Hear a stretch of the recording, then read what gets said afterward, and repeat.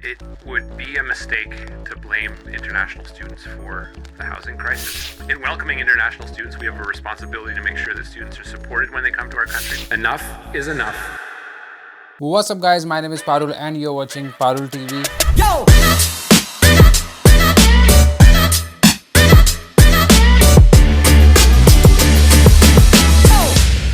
तो हाँ जी दोस्तों, आज की वीडियो में बात करने जा रहे हैं about mark millers recent meeting, जो कि कनाडा के इमिग्रेशन मिनिस्टर हैं। उन्होंने बहुत सारे चेंजेस शेयर करे हैं जो कि इंटरनेशनल स्टूडेंट्स और इमिग्रेंट्स को बहुत इंपैक्ट कर रहे हैं।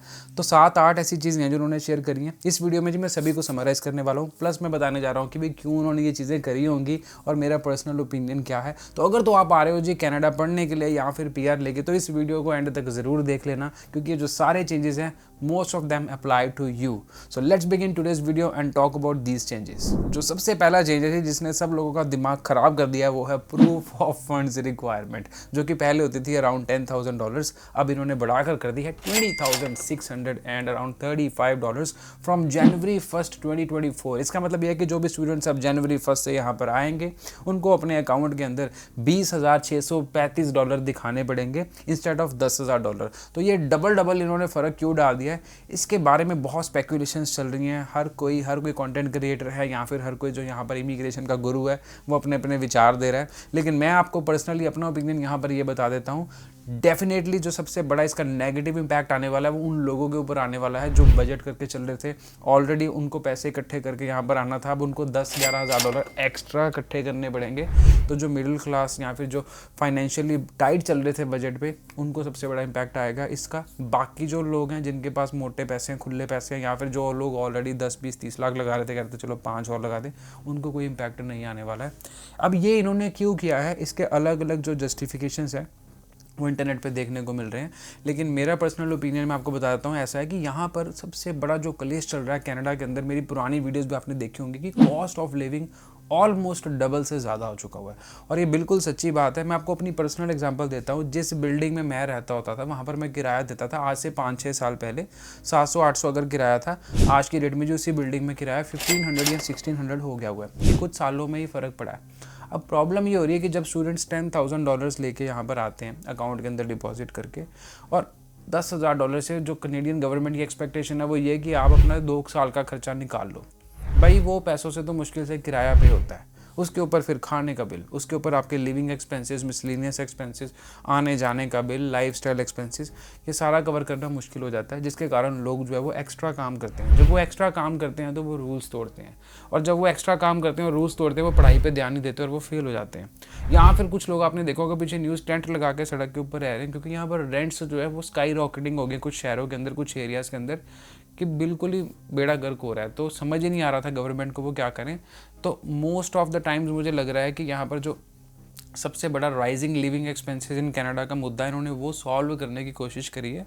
अब मेरे हिसाब से इसको यहाँ पर $15,000 भी कर देते तो वो सफिशिएंट होता है, लेकिन उन्होंने 20 कर दिया। मे बी वो बार बार नहीं चेंज करना चाहते होंगे, तो ये सबसे बड़ा कारण हो सकता है। नेक्स्ट जो पॉइंट आ जाता है जी वो आ जाता है full time work related to students से। ये काफ़ी तगड़ा पॉइंट है, क्योंकि पिछले साल इन्होंने अनाउंस किया था कि भी अब लोग 40 घंटे काम कर सकते हैं। स्टूडेंट्स को नॉर्मली 20 घंटे अलाउड होता है आउटसाइड ऑफ यूनिवर्सिटी और कॉलेज, लेकिन 40 घंटे अलाउ करके उन्होंने लेबर मार्केट जो नीड्स थी उनको पूरा करने की कोशिश करी, स्टूडेंट्स को अपॉर्चुनिटी दे दी ताकि वो काम ज़्यादा कर पाएँ, और बिजनेसेस को भी फायदा होगा कि उनको लोग मिलने शुरू हो गए। अब ये इन्होंने टेम्परेरी अनाउंसमेंट करी थी, तो लोगों को पता था कि 20 दिसंबर तक ही ये लोग काम कर सकते हैं, तो काफ़ी लोगों ने दबा के काम किया। लेकिन अब उन्होंने अनाउंस कर दिया कि अप्रैल 30 2024 तक ये पॉलिसी को एक्सटेंड किया जा रहा है, लेकिन उसके बाद वैसे एक्सटेंड नहीं करेंगे। इसका मतलब ये कि आपके पास 4 महीने हो और हैं एक्स्ट्रा काम करने के लिए।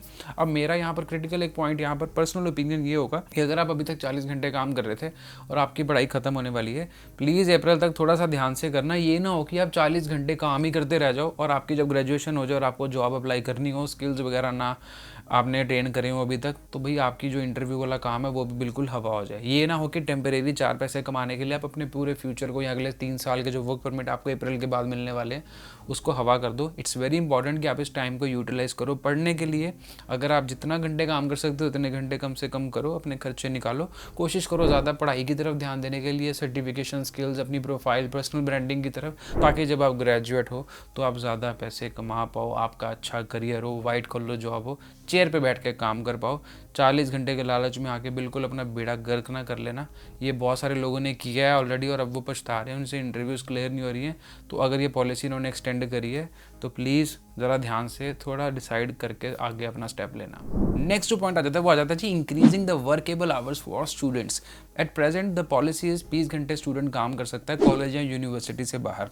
कॉलेज यूनिवर्सिटी में आप जितना मर्जी काम करो, कोई लिमिट नहीं है। कॉलेज से बाहर करोगे तो 20 घंटे। इसलिए मैं लोगों को सजेशन देता था कि भाई कॉलेज यूनिवर्सिटी में दबा के काम करो, क्योंकि वो आपके फ्री के आवर्स हैं।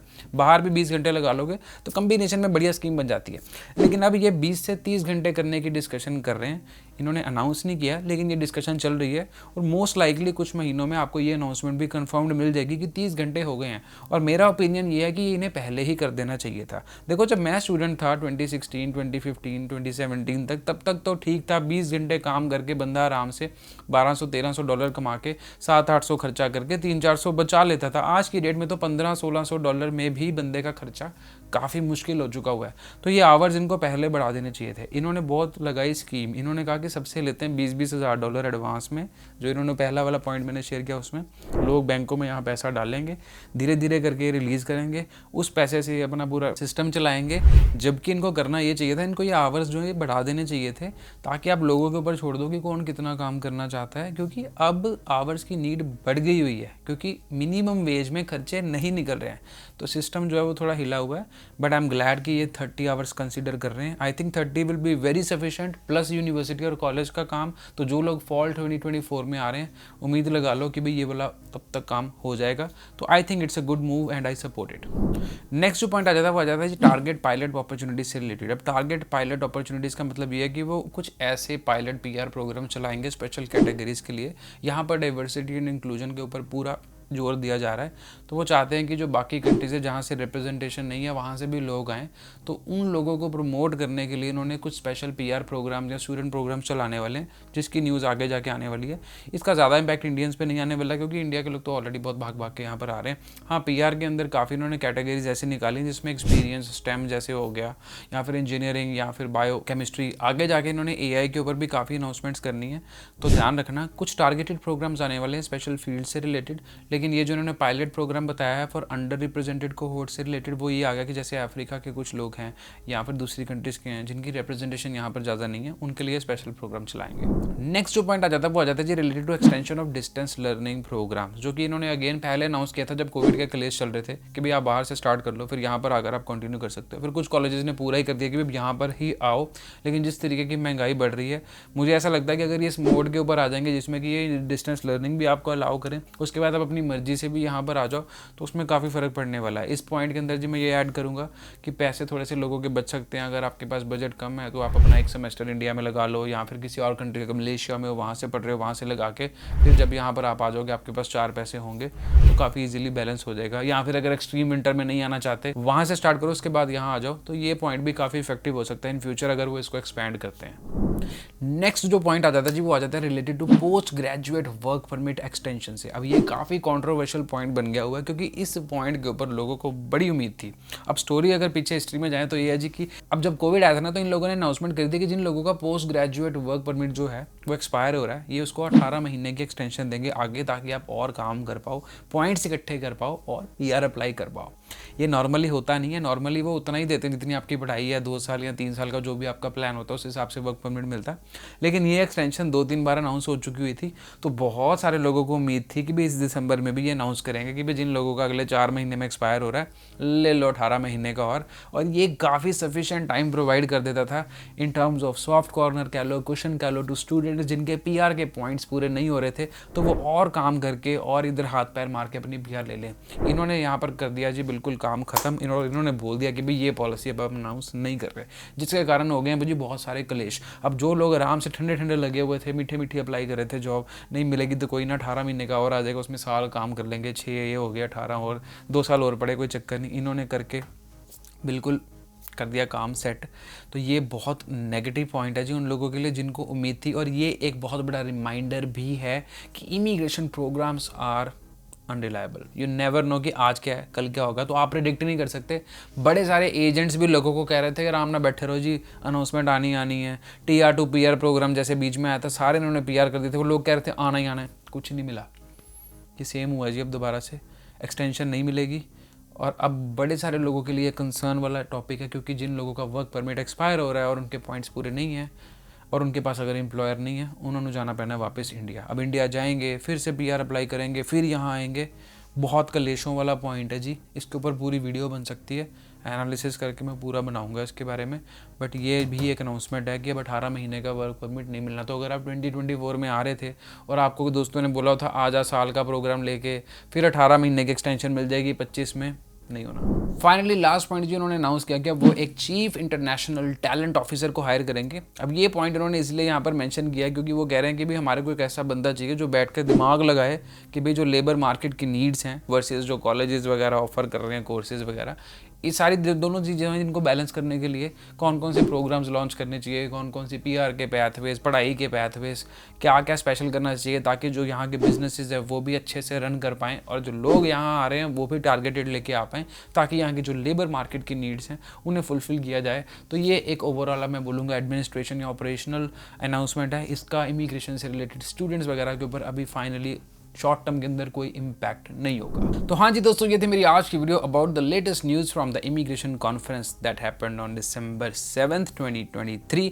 वीडियो अच्छी लगी हो तो चैनल को कर दो जी सब्सक्राइब, नीचे दिया हुआ जी रेड कलर का सब्सक्राइब बटन। अगर आपका कोई दोस्त कनाडा आ रहा है उसके साथ इस वीडियो को शेयर भी करो, कॉमेंट करो अगर आपको कोई चीज़ अच्छी लगी हो वीडियो के बारे में या कुछ आपका ओपिनियन है जो आप चाहते हैं कि मैं डिस्कस करूँ अपनी अगली वीडियोज़ में, तो वो भी आप जाके कॉमेंट कर सकते हैं। देखो चैनल को सब्सक्राइब कर दो, बहुत हेल्प हो जाती है, आपका 1 मिनट है लेकिन चैनल को काफ़ी सपोर्ट मिलती है। इंस्टाग्राम पे फॉलो कर सकते हैं, इंस्टाग्राम आईडी है @connectparul। वहाँ पर मैं latest news, reels, short videos रोज़ के रोज़ हर दूसरे दिन डालता रहता हूँ, तो ज़रूर वहाँ पे फॉलो करना। वहाँ पर मेरा ग्रुप भी चल रहा है पारुल्स माइंड स्ट्रीम, जिसमें मैं हर रोज़ कुछ ना कुछ पोस्ट करता हूँ, तो वो भी ज्वाइन कर लो, इट्स एब्सोल्युटली फ्री।